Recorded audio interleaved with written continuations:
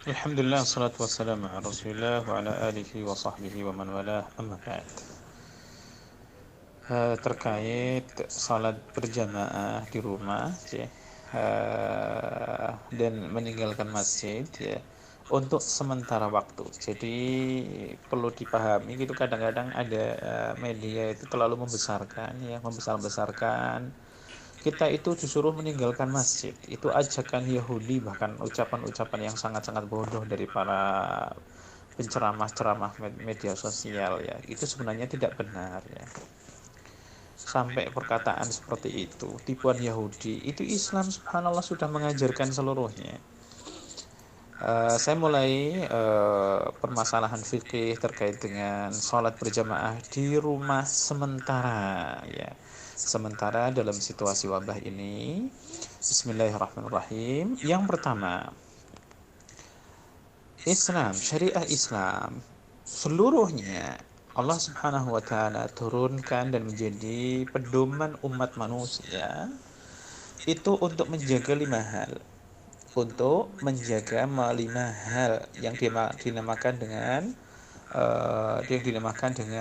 secara ilmu Islam dinamakan dengan maqasidus syariah. Tujuan-tujuan syariat Islam yaitu menjaga lima hal. Yang pertama adalah menjaga agama. Menjaga agama.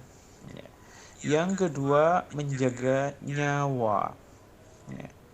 Menjaga nyawa. Yang ketiga adalah menjaga kehormatan. Maksudnya adalah menjaga kemaluan agar tidak kotor dan tidak najis disebabkan digunakan di bukan pada tempatnya. Kemudian yang kelima, yang keempat, menjaga akal. Akal sehat, akal manusia supaya tidak rusak ya, supaya tidak tertutup dengan kemaksiatan dan dosa oleh setan sehingga terjadi kriminal di mana-mana. Dan yang terakhir adalah menjaga harta. Menjaga agama, menjaga nyawa, menjaga kehormatan kemaluan, menjaga akal dan menjaga harta.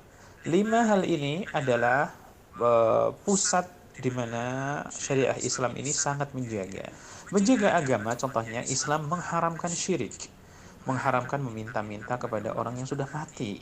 Islam mengharamkan untuk bergantung kepada selain Allah Subhanahu wa taala, kepada nasib, kepada tukang dukun, kepada paranormal, kepada jin, takut dengan ini, memakai jimat dan selanjutnya. Diharamkan di dalam Islam karena agama akan rusak. Agama yang di hati pasti akan hancur ketika kita sudah bergantung kepada selain Allah Subhanahu wa taala dan tunduk kepada selain Allah, niscaya ya malapetaka dan kemarahan Allah Subhanahu wa taala akan menimpa hamba-hambanya.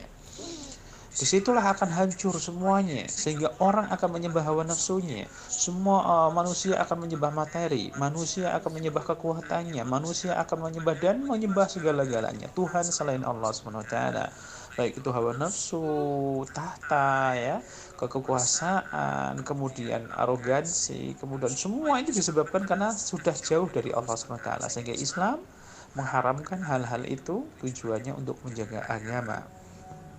Islam mensyariatkan ada mendirikan salat ya, berjamaah di masjid. Islam Islam mewajibkan untuk zakat, puasa dan selanjutnya untuk menjaga agama. Kedua, Islam datang untuk menjaga nyawa, sehingga diharamkan di dalam Islam untuk membunuh orang lain, untuk membunuh diri sendiri, untuk makan narkoba, untuk minum narkoba, beli-beli hal-hal yang tidak bermanfaat, minum racun dan semuanya. Termasuk salah satunya adalah untuk diharamkan untuk merokok, diharamkan untuk minum-minuman keras ya, dan macam-macamnya.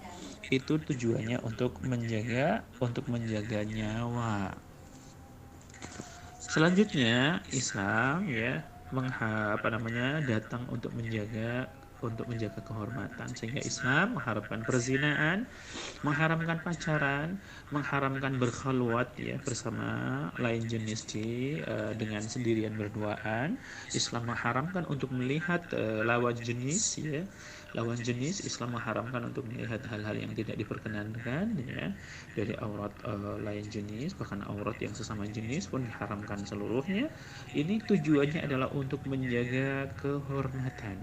Islam mewajibkan untuk pernikahan, yang mewajibkan untuk terjadinya pernikahan dengan yang benar. Islam mewajibkan di dalam pernikahan ada wali-walinya. Tujuannya adalah menjaga kemaluan dan kehormatan supaya tidak kotor dan najis karena terkotori oleh hal-hal yang diharamkan Allah Subhanahu wa taala. Islam datang untuk menjaga akal sehingga mengharamkan minuman keras ya, mengharamkan minum narkoba, mengharamkan untuk hal-hal yang tidak benar ya, salah satunya rokok bikin stres ya, kemudian hal-hal yang lainnya afiyun dan selanjutnya. Islam mengharamkan untuk mubazir harta, itu juga bikin stres. Islam mengharamkan untuk penganggur-mengangguran ya, untuk malas-malasan, itu akan membuat stres semuanya. Islam menginginkan akal sehat manusia digunakan untuk berpikir yang baik, tidak boleh untuk membaca hal-hal yang tidak diperkenankan, yang sesat karena akan merusak akal. Ini Islam datang untuk menjaga akal. Yang terakhir, Islam datang untuk menjaga harta sehingga mengharamkan pencurian, mengharamkan mubazir, mengharamkan menafkahkan harta pada yang haram ya, mengharamkan untuk mencari nafkah yang haram, mengharamkan cara dalam mencari nafkah cara yang haram, mengharamkan untuk mengambil hak orang lain baik itu amanah jasa maupun yang bentuk benda seluruhnya. Nah, Islam ini syariah Islam. Ini adalah Islam datang untuk menjaga hal-hal besar yang dibutuhkan oleh manusia. Nah, ini yang pertama yang kita bahas adalah terkait dengan maqasidus syariah. Nah, ini kenapa kita bahas sebelumnya? Karena ada kaitan besar, yaitu terkait dengan salat jamaah di masjid. Ya, kita tidak membahas satu dalilnya, Qur'annya, hadisnya, dan yang lainnya tidak terlalu penting, ya itu banyak sekali. Tetapi kita melihat dari maqasidus syariah, namanya al-qawaid asy-syar'iyyah, kaidah-kaidah syar'iyyah, melihat di sini bahwa menjaga nyawa virus yang ada di sini itu bukan virus baru dalam sejarah dunia. Virus-virus di zaman Rasulullah SAW saja sampai sekarang ini ada 15 abad ini, ternyata wabah dan ta'un, wabah dan bala terjadi berulang-ulang, dan bukan sedikit, bahkan sampai berjuta-juta berjuta-juta korbannya. Dari sebelum kita, dari abad pertama sampai abad ke-14 kemarin, itu terjadi wabah yang paling luar biasa. Nah, kemarin dari virus virus Spanyol atau virus Asbania, bisa dilihat di situ virus Asbania itu sangat mengerikan sekali ya. Tentunya dalam penelitian itu belum lama ini, kurun kemarin, abad yang sebelum kita ini sudah terjadi yang luar biasa, yang ada yang mengatakan 5 juta, 10 juta, bahkan sampai terjadi hampir 50 juta manusia. Hampir 50 juta manusia meninggal di situ korbannya.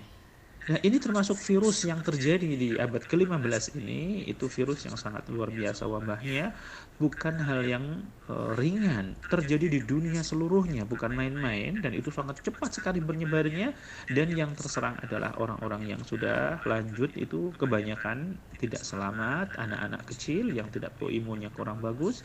Dan sebelumnya yang unik itu tahun-tahun yang dulu itu ya, itu tahun bisa malah menghancurkan yang muda. Justru yang muda tidak selamat. Itu yang kebesaran Allah SWT. Yang kecil dan besar selamat, yang tua-tua kemungkinan yang banyak maksiat barangkali itu yang muda-muda mungkin di masanya. Nah, sekarang ini barangkali udah tua-tua tapi ternyata tidak ingat juga, udah mau mati ternyata tidak ingat juga kepada Allah SWT mungkin sekarang waktunya. Nah, ini adalah bukan hal yang ada di sini. Islam datang untuk menjaga nyawa. Salat jamaah di masjid itu adalah satu syariat Allah SWT, gunanya untuk menyempurnakan dalam penjagaan agama. Jadi bukan antinya. ya, sholat 5 waktu yang di masjid, berjamaah di masjid, jamaah di masjidnya maksudnya. Sholat 5 waktu adalah pondasi agama, tetapi berjamaahnya di masjid bersama itu adalah penyempurna dalam penjagaan agama. Itu syariahnya. Adapun menjaga nyawa itu inti daripada syariah tersendiri, ya. Menjaga agama inti, menjaga nyawa inti, tetapi berjamaah di masjid, bentuknya jamaah di masjid adalah penyempurna. Sehingga inti didahulukan dari penyempurna, ya. Jadi kita mendahulukan nyawa daripada penyempurna, itulah Islam. Mendahulukan yang lebih penting daripada yang penting. Mendulukan yang penting daripada yang di bawah penting, ya. Seperti itulah fikih Islam, memakai kaidah-kaidah Islam. Jadi kita menjaga nyawa itu lebih penting. Kita bukan berarti meninggalkan jamaah sama sekali, tidak. Kita jamaah di rumah, kita tetap sholat ya pada waktunya. Itu yang diinginkan. Jadi ini hanya bentuk sementara saja dalam keadaan wabah, ya.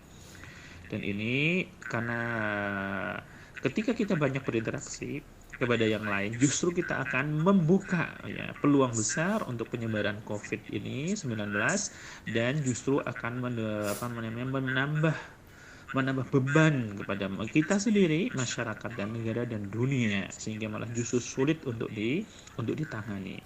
Sehingga jamaah di rumah lebih baik daripada di masjid, disebabkan satu adalah bentuk kita mengerjakan maqasidus syariah, kaidah-kaidah syariah yang besar kita kerjakan. Itu yang pertama.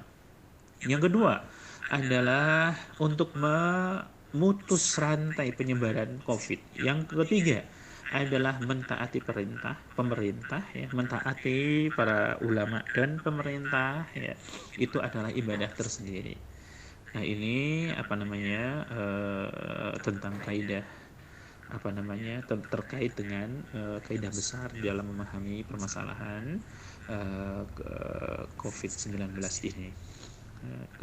Kemudian hal yang kedua yang akan kita bahas adalah bahwa aman atau tidaknya itu fatwanya berbeda. Kalau aman di sebuah kampung, sebuah kecamatan aman, itu secara hukum umum, ya, Islam itu tetap mengerjakan sholat jamaah di masjid. Ketika aman, masih boleh berjamaah di masjid. Tetapi perlu diperhatikan, ketika ada perintah dari ulama negara tersebut dan para negara, jadi ketetapan pemerintah negara di situ, daerah maupun yang negara, ketika menganjurkan, itu perintah lain yang harus ditaati. Allah SWT berfirman, ya ayyuhalladzina amanu athi'ullah wa athi'ur rasul wa ulil amri minkum. Jadi taatilah perintah Allah, perintah Rasulnya, dan pemimpin kalian. Ketika pemimpin memerintahkan, itu wajib untuk ditaati, karena perintah yang diinginkan itu bukan pemerintah maksiat kepada Allah SWT, tidak. Sholat jamaah masih tetap dikerjakan, tetap di rumah masing-masing. Perintah itu datang itu demi untuk kesehatan dan keselamatan seluruhnya, agar penyebaran itu terputus rantainya. Dan setelah selesai biidznillah ta'ala, ya, kapal ini, ya, mohon maaf, ya, kita ibaratkan secara ringkas Bapak Ibu Bapak-bapak sekalian, ya, bahwa kita ini hidup di negara bagaikan kita naik kapal di samudra. Bayangkan Bapak Ibu sekalian, kapal di samudra ini berjalan, ya, berlayar lancar terus menerus. Semuanya ada air dan persediaan makanan ada semuanya. Tetapi ketika suatu saat, ya, dalam keadaan susah, air minum kurang, ya, belum sampai tujuan, maka kalau seandainya ada sebagian penumpang, karena sudah mereka menganggap, oh, ngapain sih orang-orang yang di atas, ya, orang-orang yang di atas biar nggak kecapean, ya, menyediakan air minum turun-turun ke kita di lantai bawah, ya udah aja lah kita ini, ya, bolongin dikit aja, ya, bolongin kapalnya sedikit saja supaya kita kalau butuh air sudah tinggal ngambil di situ, ya. Ketika mereka bolongin, maka akan jebol dan akan tenggelam seluruhnya. Tetapi ketika mereka sabar, tetap menahan lapar, ya, tetap menahan haus, dan yang atas tetap akan berjuang membantu bawah, ya, saling bantu-membantu, niscaya akan selamat seluruhnya sampai tujuan. Begitu juga kita, pemerintah sedang bersama-sama, sedang berjuang, Banyak yayasan-yayasan berjuang, medis, badan kesehatan berjuang, seluruhnya berjuang bersama-sama, sedang memutus rantai ini, dan untuk mengobati. Loh, kitanya masih jalan terus. Kitanya masih merusak, katanya aman, aman, aman. Siapa yang mengatakan aman, gitu kan? Standar aman siapa? Nggak ada ODP-nya. Bukan itu. Allah tidak tahu. Kita sama sekali ini hal yang gaib. Itu akan menular dari kemana. Dan orang kampung tidak tahu kemana aja. Ini pergi ke sono, ini pergi ke sana, ini ke kampung lain, ini berdagang ke sana. Kita tidak tahu sama sekali kejadian apa sebenarnya yang dikerjakan oleh orang masyarakat kita, orang kampung. Kalau satu kena, hancur semua. Dan kalau sudah kena semua, siapa yang mau tanggung jawab? Jadi kita bersama-sama, satu kapal ini, kita berjalan bersama-sama, saling bantu-membantu, memutus rantainya, kita bersabar di hadapan Allah dan saling bertaubat, ya, saling beribadah, berdoa, beristighfar. Insya Allah kalau sudah digunakanlah waktunya. Tidak, ibadah bukan hanya jamaah di masjid saja. Ibadah banyak sekali di dalam Islam. Bertaubat, akhlak mulia justru yang paling kita butuhkan sekarang ini. Saling bantu-membantu, ya. Ucapan, banyak orang sholat tapi ucapannya luar biasa, kotor, masih mencaci orang lain, masih merendahkan orang lain. Ketika sudah diberi amanat negara, culas, hak rakyat diambil. Ketika dia menjadi majikan, culas, nggak memberikan haknya dalam waktunya, atau bahkan dikurang-kurangin. Terjadi hal yang luar biasa sekarang ini karena tidak berkualitas sholatnya, tidak berkualitas, ya. Nah, kita monggo dikualitaskan iman ibadah kita, waktunya di rumah, bismillah, banyaklah membaca tafsir, membaca terjemahan, membaca hadis Rasulullah SAW, menimba ilmu, banyak beristighfar. Ini subhanallah. Nah, inilah yang perlu kita ini, ya. Cuma seakan-akan ibadah ke masjid pulang saja, sedangkan lisan tidak pernah basah dengan zikir kepada Allah, ya. Istighfar paling cuma 100-200, itu pun kalau. Nah, ini sangat-sangat tidak berkualitas Islamnya. Para sahabat itu ribuan, puluhan ribu dalam sehari. Nah, kita ini lisannya sangat kering dari zikir kepada Allah SWT, kering dengan ayat-ayat Allah Subhanahu wa Ta'ala. Nah, inilah yang jadi permasalahan kita, adalah keislaman kita tidak berkualitas. Baru satu saja Allah tunda sebentar, sudah gelisahan, seakan-akan ahli ibadah saja, ya. Allahu a'lam wa sallallahu wasallam ala nabiyina wa ala alihi wa sahbihi ajma'in.